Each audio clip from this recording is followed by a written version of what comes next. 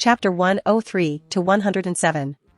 With the two most troublesome people gone, now I can finally relax a little bit. I may have not shown it, but with everything that has happened I've been quite stressed, and now the only thing I want to do is find someplace isolated and quiet to relax my mind and then think of my plan to get the Super Dragon Balls. But even though everything has managed to go my way so far, not everything will always go the way I want it to. Goku well, if Whis is okay with you, then that must mean you're not a bad guy, so let's have a quick spar. Looking at the excited Kakarot, trying to urge me to fight is really starting to get on my nerves. I know Kakarot, and when he has a desire to do something, he's not one to easily give up on it, and even if this Kakarot isn't the one I'm used to, they really aren't much different. Sage, maybe I can trick him like what Beerus did? Sage fine, I'll fight you under one condition, that is if you can do a trillion push-ups. When I said that, his face was instantly filled with enthusiasm as he quickly agreed before immediately doing his push-ups. Goku I'll do it, make sure to be ready when we fight. Vegeta TSK. Watching Kakarot do his push-ups on what was previously a battlefield really baffled me at how dumb this Kakarot is. I wanted to question Vegeta if this is really how he acts, but I sensed everyone else who was on the sidelines walking towards us. I wasn't in the mood to interact with anyone else, so I immediately flew away, heading in a random direction, of course not before hearing a confused Kakarot. Goku HEY, where are you going? Make sure to remember your promise. I ignored him as I flew off in the distance. When I reached a good distance away from them, I decided to fly to the moon as it is as isolated and quiet as possible. When I arrived on the moon, it was peaceful and obviously quiet. It also provided a beautiful view of the universe. Sage now that I'm finally alone, I can come up with a plan for the Super Dragon Balls. First things first, I need to gain far more strength than what I have right now, and I already have a plan for that. Second is 21, knowing that she's in this timeline and for who knows how long, she has definitely grown in power and probably has some other stuff I should be cautious about. Third, Mira and Tao's involvement. I have no idea whether they will interfere in this timeline, but even if they do it won't be for a while. I was told that I destroyed Mira's body, so I doubt that he will be able to move around for a while. Sage, I've never been good at plans, but when it comes all down to it, all I really need is more power, and the first step into gaining strength will be to control my transformation. Deciding on that pathetic excuse of what I call a plan, I continue meditating as I need to relax and also gain control of the power I've gained after waking up. It's been 2 days since I arrived in this timeline. I've managed to return to my old self somewhat, but I'll never be fully the same till my daughter return. While I was gazing at the stars, which helped in calming my mind, I saw what looked like a flash of light fly by before landing on Earth, and when I saw that I knew Whis had returned back, probably to get Kakarot and Vegeta to train. Now that I have a clearer mind, I was honestly really lucky that I managed to trick Whis. It seems people who interfere with timelines are far more dangerous than I thought, considering Whis didn't ask me to show any proof that I was a time patroller, and instead quickly left to inform the Grand Priest. While I was in thought, I saw the flash of light leave Earth, passing by the moon in the process. I didn't think much of it and got back to meditating, but a couple of minutes later I suddenly sensed vibration travel across the surface of the moon. Opening my eyes, I saw Whis along with Kakarot and Vegeta, but Vegeta and Kakarot were inside a bubble as they can't survive in the vacuum of space. I didn't know what they were here for at first, but when I saw Kakarot's face with a friendly expression on it, I knew he probably had something to do with Whis coming back here. Whis Goku has asked me to take you with us to Beerus planet, and I think it is a good idea, don't you think so? I can sense everything that's going on in this universe, so I can help you in locating this 21. Sage I got to be alone for 2 days, and that's it, and as much as I would like to refuse Whis, my instincts are telling me to go with them. At least on the bright side, Beerus's planet should be durable enough to withstand in controlling my transformation. Sage fine. Standing up, I float over to them and stand behind Whis, right beside Kakarot and Vegeta. Whis ho, make sure to hold on. Clicking my tongue in annoyance, I unwrap my tail from my waist and wrap it around Kakarot's wrist, and right when I did, Whis tapped his staff on the moon before we suddenly shot off into space, leaving the solar system far behind.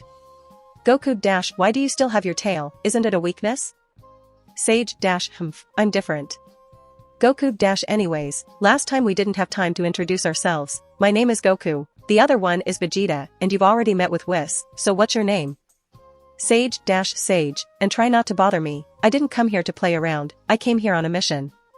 Whis ho, he is right Goku, Sage here has come on an important mission, so try not to bother with him, alright? Goku fine. But you still promise me a fight, Sage. After our little interaction, everyone went quiet while we continued flying through the universe at speeds that far surpassed the speed of light. After a little bit over half an hour, we finally arrive at Beerus's planet, which looked just like what I remember. It looked like an upside-down purple pyramid with a beautiful scenery on top, along with a giant tree in the middle, which is probably half the size of the planet itself. We've arrived. Unwrapping my tail from Kakaroto's wrist, I look around and notice a big lake that Beerus is currently fishing in. Goku-yo, Beerus, we've returned. I've also brought along an extra guest if you don't mind. Whis' words caused Beerus's ears to twitch as he turned his head around and looked in my direction before groaning. Beerus-ugh, it's you. Listen, I don't care what you do, just be quiet and quickly finish what you came here to do. When Beerus finished talking, he focused back on fishing and ignored everyone else. As I got the go-ahead to be allowed to stay on this planet, I was about to fly away in the distance to find someplace isolated so I could train, but before I could, Whis called out to me. So Sage, seeing as you seem to have an adequate amount of information on this 21, do you have any idea what she might do or any way to find her? Sage, yeah, I do. 21 is quite chaotic, so I usually won't have any idea what she might do, but one thing she will do is find powerful people and absorb them, so finding her traces isn't hard. Neither is locating her that difficult, as I have a tool for that as well. After saying that, I reached into one of the pockets on my pants that Nala has enchanted to not only make them far more durable, but also increase the carrying capacity, and pull out an item that I haven't used in quite some time.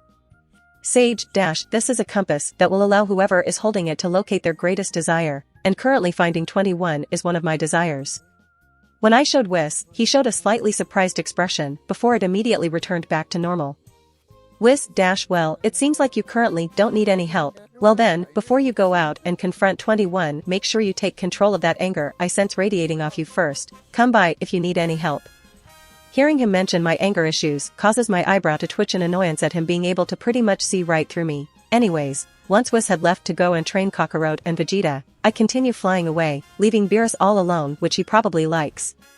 After flying for a couple of minutes and being shocked at how big this planet actually is, I found a mountain range and decided to settle atop the highest mountain. Once I landed at the top of the mountain and after sensing no signs of life in the vicinity, I punched a hole in the side of the mountain, causing a small cave to be created, which will be home for a while, although I had to use quite a bit of strength just to make a hole in the side of a mountain. Sage, just like old times. Making my way inside, I sat down and throw a capsule on the ground which explodes in smoke, revealing a whole bunch of food. Grabbing a plate, I start eating the food and finish all of it in under 30 minutes. Sage, I guess storing all those capsules of food, just in case, wasn't a bad idea.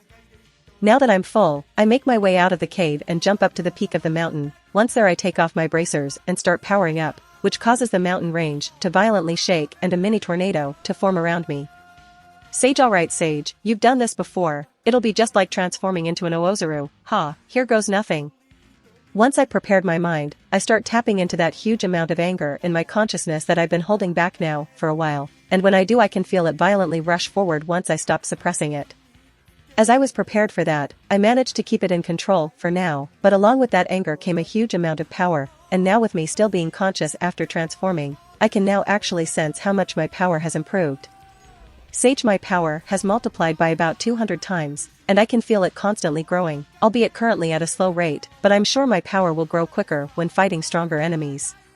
While I was checking the amount of power my transformation provided me, I had slightly taken my focus away from controlling my anger, which caused it to go out of control, and it almost managed to gain control, but I hurriedly reverted back to my base form. After a while, once I've calmed down, I reflected back on the transformation. Sage, maintaining the transformation isn't too hard. After a week or two of constant training, I should be able to comfortably maintain the transformation.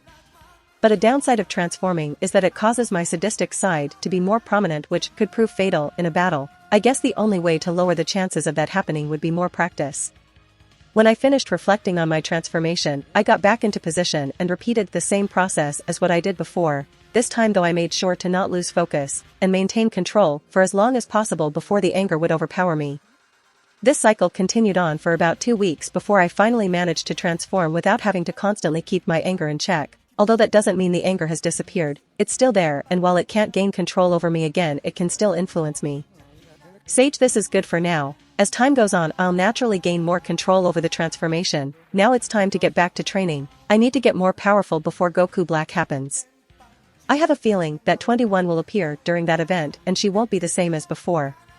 Standing up from my meditating position while transformed, I revert to my base form, shrinking in the process, and fly in the direction where I believe Whis should be training Kakarot and Vegeta.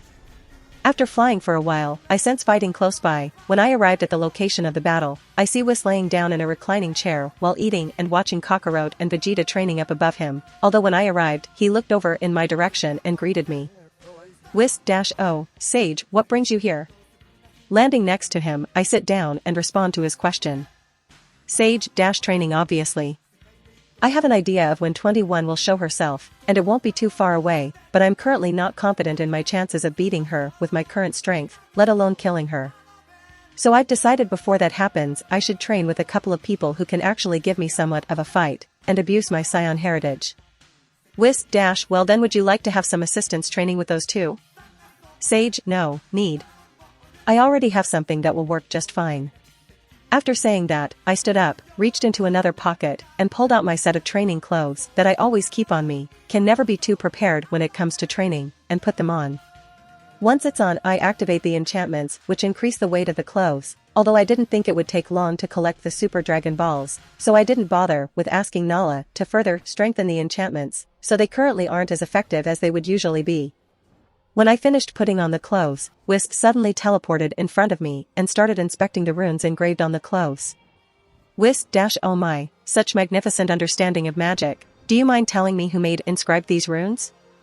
Sage-Nala, my wife did. Whis-I'm impressed, to think a mortal could achieve such levels of proficiency in magic, it is truly a rare thing to see. Sage-now, if you'll excuse me I have some training to do. Leaving Whis alone, I fly off to the battle. Kakarot and Vegeta are locked in. When I'm in the middle of flying toward the battle, both Kakarot and Vegeta suddenly flash in front of me while being slightly tired from the spar that was just happening. Goku-Sage, have you come to finally fight me? Sage-humph, think what you want Kakarot, but I was about to start training and I needed some decently strong sparring partners, and luckily you two were in the vicinity. Vegeta-tch, so we're just decently strong to you? Goku-ah, come on Vegeta, Sage didn't mean it like that.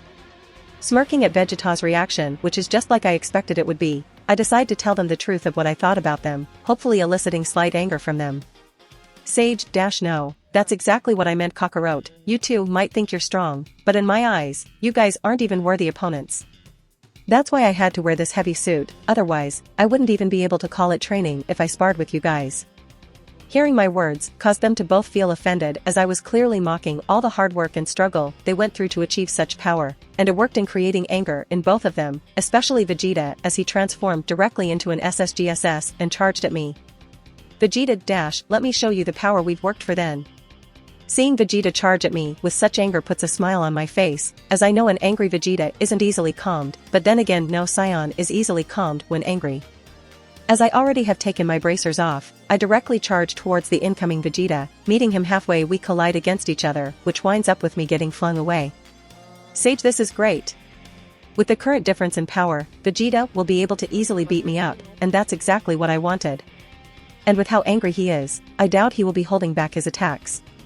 Stopping myself in midair, I reorient myself before quickly blocking a kick to my stomach, and while I managed to block the attack, I could feel the bones in my arms on the verge of breaking from the force of the kick. Pushing my arms open, I forced Vegeta back, and before he could leave I grabbed his leg and punched him in the face, but Vegeta's head pushed against my arm allowing him to turn his head to look at me as he smiled. Vegeta-, is that the best you got? I was about to reply, but before I could, Vegeta retaliated in the same way I attacked him, but sadly I wasn't strong enough to just take the attack without flinching. When the punch landed on my cheek, it dislocated my jaw before I got sent flying in the distance and only managed to stop after getting sent hundreds of meters. Looking in the direction where I got sent from, I see Vegeta flying right at me with a smirk on his face.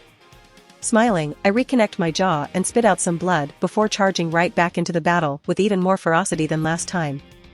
Underscore. Sage-ha. Come on, you scared now or what?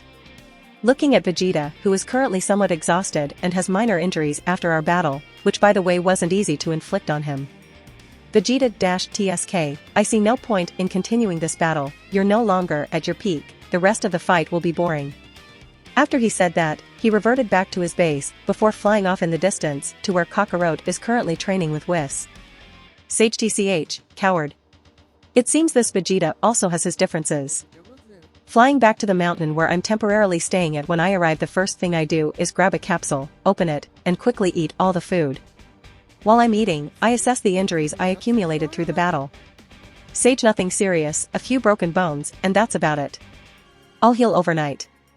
Once I finished all the food, I walked out of the cave and started another round of intense training. I don't know exactly how long I trained for, but if I had to guess I would estimate about 6 hours. By the time I got done training, it was already dark outside, so I went to sleep. When I woke up, I felt refreshed and hungry. Eating some food, I left the cave and flew back to where Vegeta and Kakarot are to continue my training. This cycle repeated itself for several months, and while I trained with Vegeta or Kakarot, I eventually got strong enough to the point where they had to both fight me simultaneously, of course knowing them they wouldn't happily fight me together, but while I was fighting one of them I would also attack the other one, forcing both of them to fight me.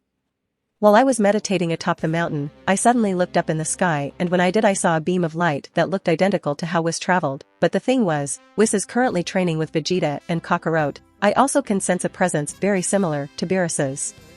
No, I can't sense their ki, only beings who have God ki can sense another's God ki, but after training with Vegeta and Kakarot for several months I have managed to instinctually sense the presence of beings who have God ki, although I can't actually sense their ki. Sage, if I had to guess, that should be Kompa and Vados. Good thing they decided to come when I'm alone. I want to spend as little time as possible interacting with that pathetic and childish god of destruction. Honestly, if Kompa could become a god of destruction, then the qualifications must be quite low. Anyways, I ignore their presence and continue meditating for another hour before I see them leave. Standing up, I fly over in the direction where I sense Beerus's presence. When I arrive I see Beerus and Whis talking while Vegeta and Kakarot are walking around in what looks like a fat suit. Landing on the ground, I walk over to Beerus and Whis, but when I do Beerus quickly flashes to my side before wrapping his arm across my shoulders, or at least he tries to, but the difference in our height is too big for him to do that. Beerus - ha yes, how could I forget about you? With you here that bastard Kompa has no chance of winning that stupid bet. Whis - really Beerus, to have someone fight for you who isn't even supposed to be here, could you stoop any lower? Beerus - Kompa never specified the rules, all he said was I had to pick 5 warriors from my universe. He never said they had to be from this timeline, did he? Ha ha ha. Sage - what the hell are you guys talking about? After Whis had informed me of the bet Beerus and Kompa had made, I decided to reject Beerus's invitation. I mean, no one from Universe 6 is strong enough for me to take an interest in other than Hit, and even then the only reason he is considered powerful is because of his time skip ability. If he didn't have that he wouldn't have even beat Vegeta. Sage - I refuse to participate. Beerus - C, as long as Sage is H what? What do you mean refuse? Sage - just as I said, I don't wish to participate in some tournament where no one is going to be my match. Besides, did you forget, I came here on important business, not to fool around in some stupid tournament. When I finished talking, I was about to fly away to go and continue with my training, but before I could Beerus grabbed my leg and stopped me from leaving. Beerus - but why not just participate? All you have to do is defeat everyone quickly. Sage - I already said no, so just leave me alone. I started shaking my leg to get Beerus off, which didn't work as he continued to hold on tighter than before, but right in the middle of our little charade, Whis steps forward and advises Beerus. Whis - instead of forcing Sage to participate, how about you give him an incentive for him to want to participate? When Whis said that, Beerus finally hopped off my leg, which was starting to hurt at how forcefully he was gripping it. Looking back at Beerus, I saw him standing in a thinking posture, which made me wait as I was curious about what he was coming up with to get me to join the tournament. About a minute later Beerus finally opened his mouth. Beerus - how about this, if you participate in the tournament, I will owe you a favor, but of course nothing outrageous. So do you accept? Hearing him talk about owing me a favor honestly surprised me, as with how lazy he is, I figured he wouldn't ever want to owe someone a favor, and even if he did he would destroy them. Sage, I'm really not in need of Beerus owing me a favor, and I doubt Beerus would let me use the Super Dragon Balls, but then again having a god of destruction owing me a favor couldn't hurt. Sage - fine, I'll participate, but I'm going last as I see no point in fighting if everyone else can take care of the opponents. When I agreed to his request he got excited and started laughing, and I didn't really feel like staying any longer than I have to, so I quickly left the area after asking Whis how long I had till the tournament took place. Sage, while participating in the tournament isn't going to disrupt my plans. Just wondering if 21 is going to appear there or not. Actually, with how smart 21 is, I doubt she will appear before 2 God of Destructions and 2 angels. When I arrived back at the mountain, I didn't change my routine now that I'm going to participate, and I continued on as usual, meditating and training with Vegeta and Kakarot, at least until they left for Earth a few days before the tournament starts. ____________. Currently, I'm sitting inside Whis' cube, which he made to be able to transport all of the Z fighters along with some of their family members, although I'm sitting as far away as possible from everyone, and it seems like no one is trying to get close to me anyways.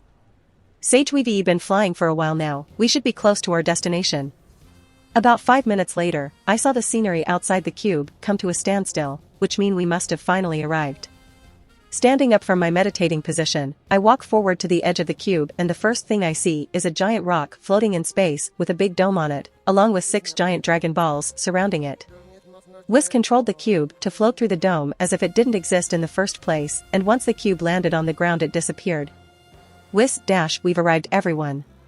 Vados - oh, brother, you finally arrived, and with an entourage at that. When I heard someone say brother, the first person I thought of was Compa, but that soothing voice could never belong to Compa, and besides I can sense Compa's presence isn't that close. Turning my head in the direction from where the voice came from, my eyes land on a woman, or angel I should say, that looks identical to Whis. Sage TCH, Vados, yet another person I don't wish to encounter. While Whis and Vados have a conversation among themselves, along with everyone else making their way to the viewing area, I made my way to the viewing area as well as I had nothing better to do. A couple of minutes later, once everyone has arrived, we finally get to see Compa make his way to the arena along with his team following him from behind. Sage No 21 expected as much, but everything else looks the same. Watching Beerus and Compa have their aggressive conversation before flying off to their respective viewing areas, when they both arrived an announcer appeared in the arena and started speaking. Announcer - alright everyone, I'm the announcer and I shall be your host and referee. Now, before I start the first battle I must explain the rules. Rule 1, leaving the boundaries of the arena results in an immediate loss. Rule 2, being knocked unconscious will also result in your loss. And last, but not least, Rule 3, you are only allowed to fight with your body, no weapons. Now, with all the rules out of the way, it's time for the first match of the tournament to begin. Once the announcer finished speaking, everyone who was going to participate started arguing among themselves on deciding who was going to fight first. Piccolo - I should go first. Majin Buu - no, Buu wants to go first. Vegeta - TCH, I'm going first. While they were arguing amongst themselves, they didn't notice that Kakarot had already jumped onto the fighting arena, along with a giant gold bear, who I forgot the name of, following closely after. With both of them on the arena, Kakarot does some stretches before getting in his fighting stance, while the other guys gets into what looks like a sumo stance. Announcer - with the first participants already decided, the match shall now officially begin. Everyone who was sitting in the viewing area watched the fight between Kakarot and his opponent in the arena, and I did the same as I finally remembered a little bit about the guy Kakarot's fighting. Sage, if I remember correctly, he's supposed to be able to transfer any damage he receives to a different part of the universe or something, and seeing how all of Kakarot's attacks have been ineffective so far, I'm probably close to the truth. Honestly, his ability is ridiculously powerful. Even if someone far stronger than him fought him, he would still win easily. But his ability isn't going to be very helpful in this situation. While I was analyzing that man's ability during his fight, Kakarot eventually figured out how to beat him and he chucked him off the stage, causing him to lose. Compa - damn it. Everyone heard Compa yell in anger when his fighter was flung out of the arena, but of course, not without Beerus mocking him as well. Beerus - haha, it seems like you've lost already, brother. Compa - shut up. It doesn't matter, it was just the first battle anyways, I can always come back. Frost, you go out next. After Compa's little tantrum, he ordered his next fighter to enter the stage, and lo and behold, it is the knockoff Frieza, Frost. When he entered the arena, he was still in his first form, but the resemblance between him and Frieza shocked everyone. Krillin - whoa, he looks just like Frieza. Yamcha - yeah, he does, hopefully, he isn't evil Oswell. Tien - well, from the experience we've had I wouldn't count on that. Bulma - he looks quite nice compared to Frieza at least, so there's that. I didn't bother spoiling the info about all Frost demons being born innately evil, and just watched the battle transpire after the announcer started the round. Announcer - second match, begin. Once the battle started, Frost did a little talking before actually fighting, and when he did he was immediately on the losing end, and this continued till he finally transformed into his third form, which officially overpowered Kakarot slightly. At least that was until Kakarot decided to transform in an SSJ and then proceed to beat the crap out of Frost. Goku dash, don't you think it's about time to transform into your final form? Frost dash, huh, how did you know I still had another transformation? Goku dash, I fought with someone that's the same species as you, and he had 4 forms, so I figured you would as well. Frost dash, well, seeing as I'm currently on the losing end I should indeed transform, but do be warned, when I transform into my true form, I will not be able to properly control such power. While I was listening to their conversation, it finally reached the point where Frost was forced to transform into this final form, or true form I should say, and once he did his power did increase by a lot, but it still was significantly weaker than Kakarot's.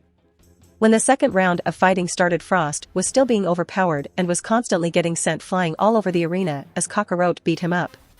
And when it looked like Frost was on his last leg about to collapse, Kakarot suddenly reverted to his base form and fell to the ground unable to move, which took everyone by shock at the sudden turn of events. Frost, who was on the other side of the arena, quickly used the chance that was presented to him and kicked Kakarot out of the arena, in turn winning the match. Beerus dash what? Vegeta dash what? Looking behind me, I spot Beerus and Vegeta both with shocked expressions plastered on their face, as they exclaimed in confusion. Sage, what the hell is wrong with them? How could they not see the obvious needle that Frost used on Kakarot? I mean, even though I knew it was going to happen, as long as those two were paying attention to the battle, then they would have seen the needle, especially Beerus. As I was slightly confused why those two didn't see the blatant cheating by Frost, I turned my head over to Whis, who immediately looked at me with a playfully smile before putting a finger above his mouth, telling me to stay quiet, and I did just that, as I didn't really care if they figured it out the truth or not. Compa dash, ha ha ha, what did I tell you, brother, I can always come back. Beerus dash tch, so what, now we're tied, it's anyone's game. After their little banter, Chi-Chi, who somehow made it down from the view area, supported Kakarot as he walked back in the direction of the stands before suddenly being teleported back on top of the viewing area, along with Chi-Chi. Right when he sat down, he was bombarded with angry questions from Beerus.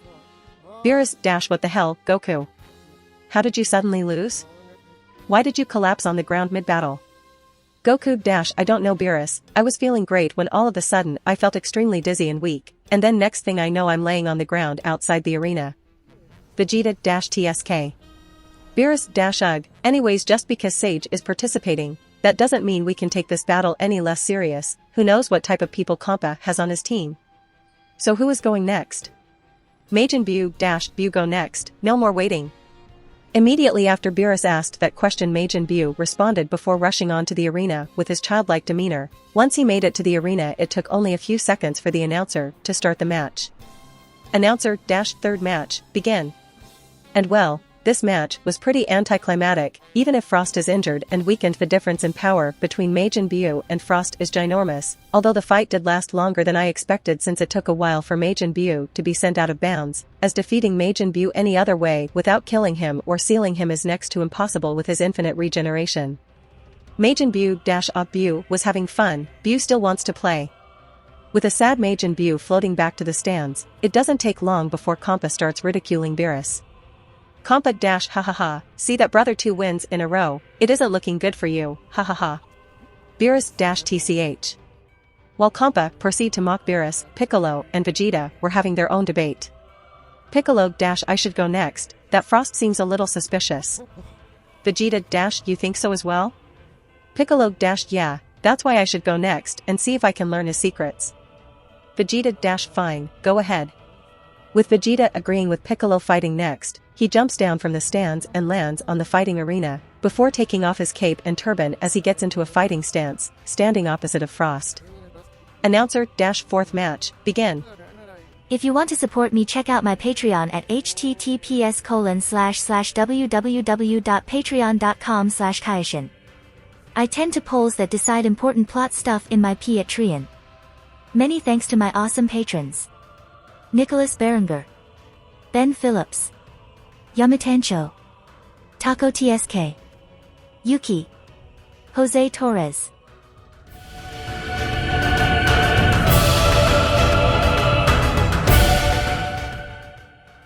If you enjoyed the content, don't forget to give it a like and subscribe to the channel. I'll be here until next time.